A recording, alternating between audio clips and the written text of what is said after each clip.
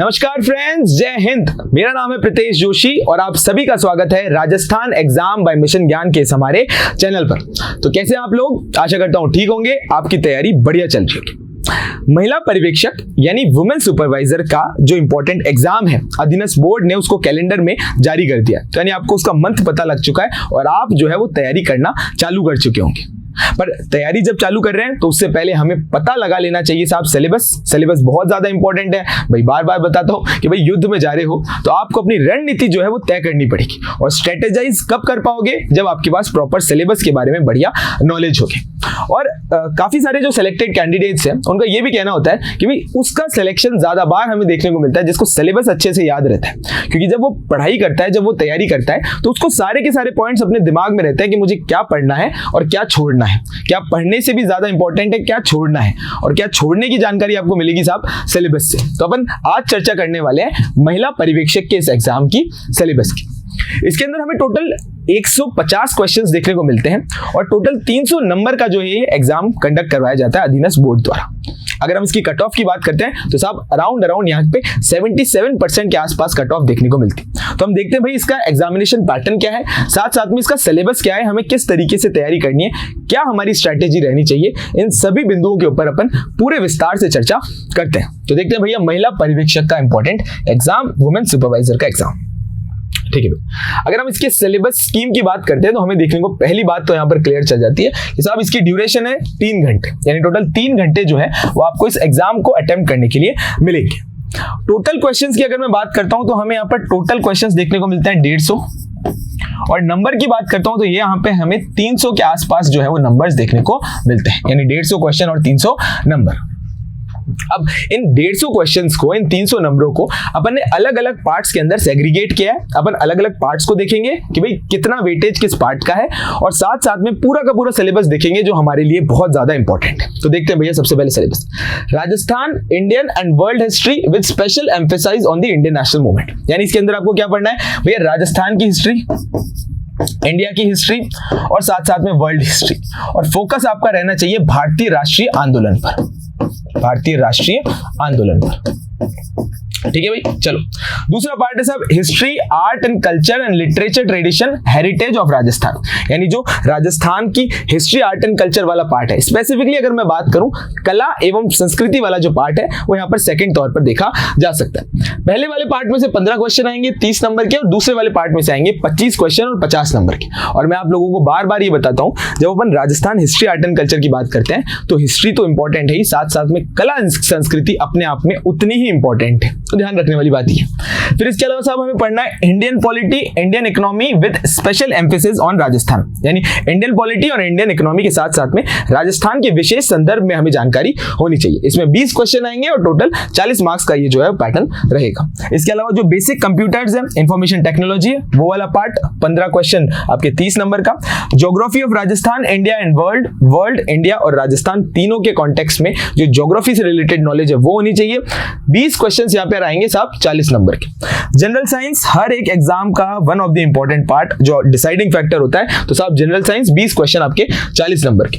फिर इसके अलावा लॉजिकल रीजनिंग, मेंटल एबिलिटी और बेसिक न्यूमेरेसी, ये हमें अब देखने को मिलेगी 15 क्वेश्चंस की और हम देख सकते हैं टोटल 30 नंबर के। लैंग्वेज एबिलिटी टेस्ट यानी हिंदी और इंग्लिश, टोटल आपको 20 क्वेश्चंस देखने को मिलेंगे 40 नंबर के। तो इन सबको आप जोड़ोगे तो 150 क्वेश्चन हो जाएंगे 300 नंबर के। अब भैया ये तो आइडिया हमें लग गया कि कितने क्वेश्चंस आएंगे, कौन कौन सा पार्ट इंपॉर्टेंट है, कौन से पार्ट में से कितने क्वेश्चंस देखने को मिलेंगे। अब इन पार्ट को थोड़ा सा जो है अपन इलेबोरेटिव तौर पर देखते हैं, तो अपन देख लेते हैं साहब कि भाई कौन कौन सा सिलेबस जो है वो हमारे लिए बहुत ज्यादा इंपॉर्टेंट है और सिलेबस में से क्या क्या मुख्य बिंदु यहाँ पर आपके डिस्कस करने ही होंगे जो आपको याद रहने चाहिए, तभी तो आप तैयारी के दौरान उस पर इंपॉर्टेंट तौर पर फोकस करोगे। चलो भाई इलेबोरेटिव अपन चर्चा करते हैं। सुपरवाइजर महिला अधिकारिता विभाग के हेतु जो पाठ्यक्रम है उसके बारे में। भारतीय राष्ट्रीय आंदोलन पर विशेष बल के साथ राजस्थान, भारतीय और विश्व इतिहास, यानी आपको इंडियन हिस्ट्री पढ़नी है, आपको वर्ल्ड हिस्ट्री पढ़नी है और राजस्थान हिस्ट्री पढ़नी है।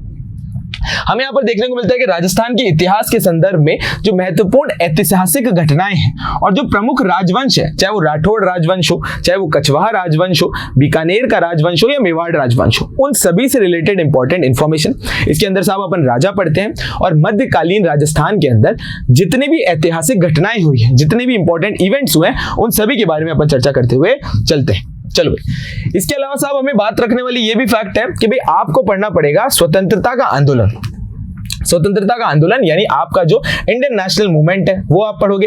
और फिर आप 1857 की क्रांति में राजस्थान का विशेष योगदान, तो भैया जो नसीराबाद से रिलेटेड इंपॉर्टेंट घटनाएं हैं, जो 1857 का रिवोल्ट हुआ, उसमें राजस्थान की क्या भूमिका रही, वो सारे के सारे पार्ट्स आप यहाँ पर देखोगे। और सेम टू सेम राजस्थान के जो हर एग्जाम में राजस्थान हिस्ट्री पूछी जाती है, सेम टू सेम वही पैटर्न हमें यहाँ पर देखने को मिलता है। जैसे राजस्थान में जनजाति और किसान आंदोलन, राजनीतिक जन जागरण यानी बात करें साहब ये प्रजामंडल मूवमेंट की, और एकीकरण यानी राजस्थान के इंटीग्रेशन की, एकीकरण की, जो 7 चरणों के अंदर इंटीग्रेशन हुआ, वो सारे के सारे क्वेश्चंस आपको यहां पर देखने को मिलेंगे।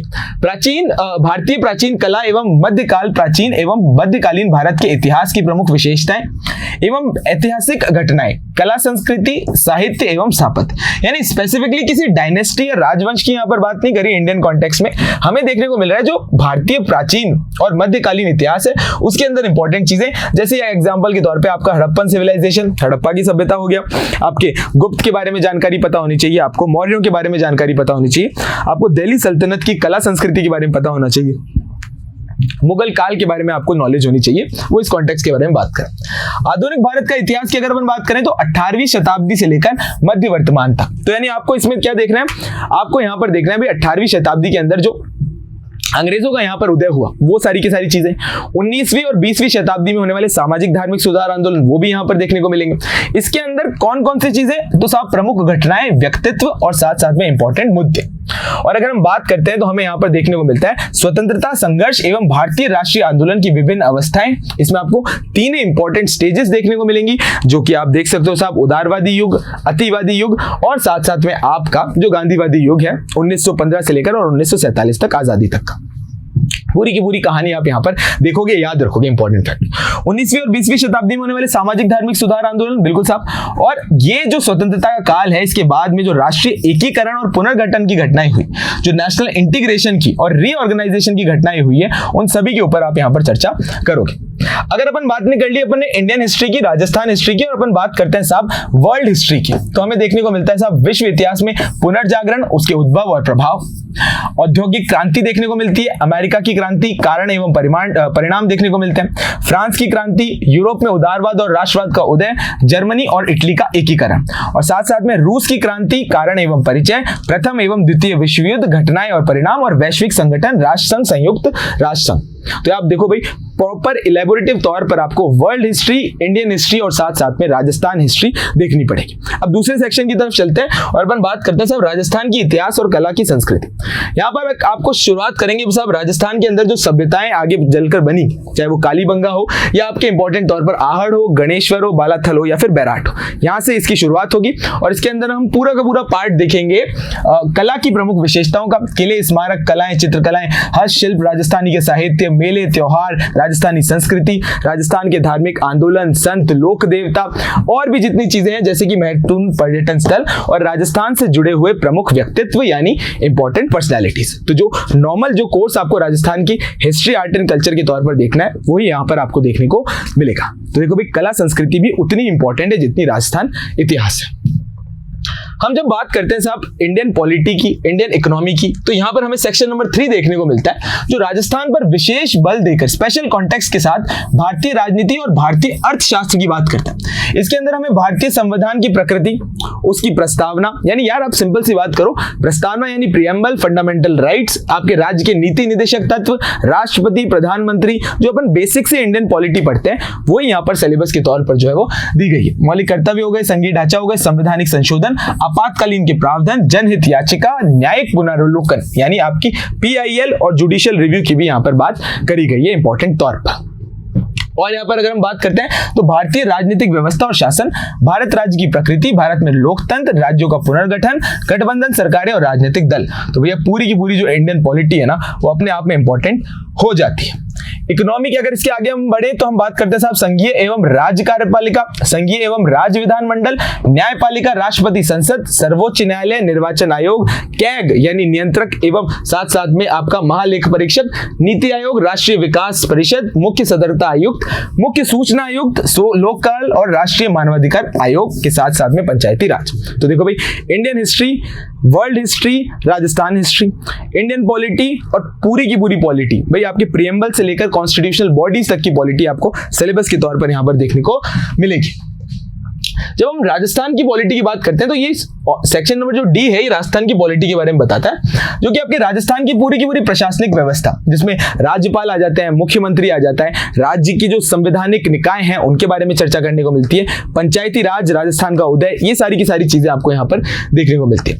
जब हम बात करते हैं यहाँ पर तो हमें देखने को मिलता है साहब इकोनॉमी वाला सेक्शन, इकोनॉमी वाला सेक्शन जिसके अंदर अर्थशास्त्रीय अवधारणाएं, भारतीय अर्थव्यवस्था, अर्थशास्त्र के मूल सिद्धांत, बजट निर्माण, बैंकिंग, लोकवित्त, राष्ट्रीय आय, अर्थव्यवस्था के प्रमुख क्षेत्र, कृषि, उद्योग, सेवा, व्यापार, वर्तमान स्थिति, मुद्दे और पहल, प्रमुख जो आर्थिक समस्याएं हैं और राजस्थान सरकार की कौन कौन सी इंपॉर्टेंट योजनाएं चल रही है वो सारा का सारा इस सेक्शन के अंदर इंक्लूड होगा।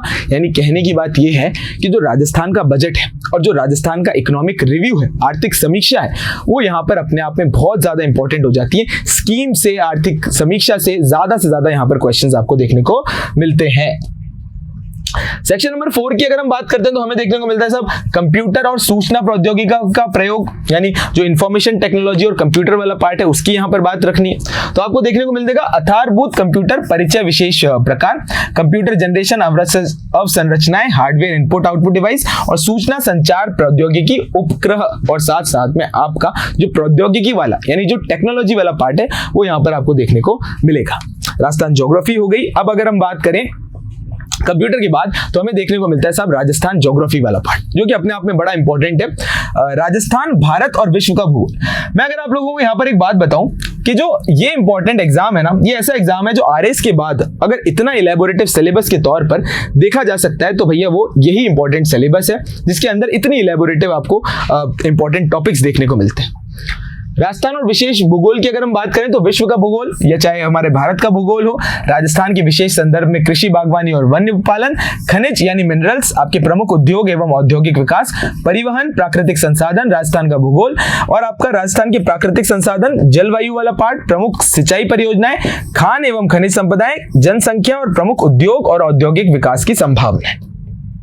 ज्योग्राफी की बात हो गई तो चलो भैया आपके सेक्शन नंबर 6 में चलते हैं, जो कि साहब सामान्य विज्ञान। सामान्य विज्ञान के अंदर पूरे टॉपिक्स आपको यहाँ पर देखने को मिलेंगे जो एग्जामिनेशन पॉइंट ऑफ व्यू से बड़े इंपॉर्टेंट है। 10th की साइंस की, एनसीईआरटी की, आरबीएससी की किताबों को अगर आप पढ़ रहे हो तो ये सारे के सारे टॉपिक्स जो है वो पॉइंट टू पॉइंट हिट करेंगे। प्रीवियस ईयर क्वेश्चन का भी अगर आपने इंक्लूजन कर लिया तो आपका कोई भी टॉपिक बाहर नहीं जाएगा। ध्यान रखने वाली बात है कौन से टॉपिक्स, सामान्य विज्ञान की अवधारणा, मानव शरीर, भोजन, पोषण, स्वास्थ्य देखभाल, शारीरिक एवं रासायनिक परिवर्तन, धातु अधातु, इसके प्रमुख यौगिक, मानव मस्तिष्क, हार्मोन्स, मानव रोग, मनुष्य में पाचन और उत्सर्जन संस्था का प्रारंभिक ज्ञान, तार्किक यानी आपका रीजनिंग वाला पार्ट, आपका मेंटल एबिलिटी वाला पार्ट और ये इंग्लिश और हिंदी यानी आपके लैंग्वेजेस वाला पार्ट। तो ये 150 क्वेश्चन का पूरा हमें गेम देखने को मिलता है जो आपके टोटल 300 नंबरों के ऊपर जो है वो डिपेंडेंट है। और भाई अगर कट ऑफ की मैं अगर बात करूं तो हमें देखने को मिलती है 77% के आसपास में कट ऑफ, अप्रोक्सीमेट अगर अपन आइडिया लगाएं तो 233 के आसपास में कट ऑफ देखने को मिलती है। तो ध्यान रखते हैं भैया ये सिलेबस वाला पार्ट बहुत ज्यादा इंपॉर्टेंट है, तैयारी करने जाने वाले हो तो इसका वीडियो जरूर देखना। अब देखो इंपॉर्टेंट ध्यान रखने वाली बात कि सर सिलेबस तो बता दिया पर मिशन ज्ञान आपकी क्या मदद कर सकते हैं। ये जितनी भी चीजें मैंने आपको बताई हैं वो सारी की सारी रिकॉर्डेड और लाइव सेशन के तौर पे मिशन ज्ञान के इस यूट्यूब चैनल पर उपलब्ध है। एग्जाम्पल के तौर पे आप लोगों को कंप्यूटर पढ़ना है तो आप प्लेलिस्ट पे जाओ, विनोद सर लिखोगे, कंप्यूटर जो आ जाएगा उसमें सारे के सारे कंप्यूटर के लेक्चर्स है। Rajasthan history art and culture के लेक्चर है, आपके इंडियन ज्योग्राफी के लेक्चर है, इंडियन हिस्ट्री के लेक्चर। साथ साथ में अगर मैं बात करूं राजस्थान पॉलिटी के भी वहां पर लेक्चर पूरी तरीके से उपलब्ध है, यानी कोर्स जो भी है पूरा तरीके से रिकॉर्डेड सेशंस वहां पर चल रहे हैं। इन रिकॉर्डेड सेशंस के अलावा continuous back to back live classes जो है वो रोजाना इस चैनल के ऊपर चल रही हैं। जो राजस्थान में होने वाली सभी भर्तियों के लिए बहुत ज्यादा इंपॉर्टेंट है। तो बिना किसी टेंशन के अपने जूते की लेस को बहुत टाइट कर लो और भागने के लिए तैयार हो जाओ मिशन ज्ञान के साथ। आशा करता हूं आपको ये सेशन अच्छा लगा होगा। मिशन ज्ञान के इस परिवार के साथ बने रहें। Thank you.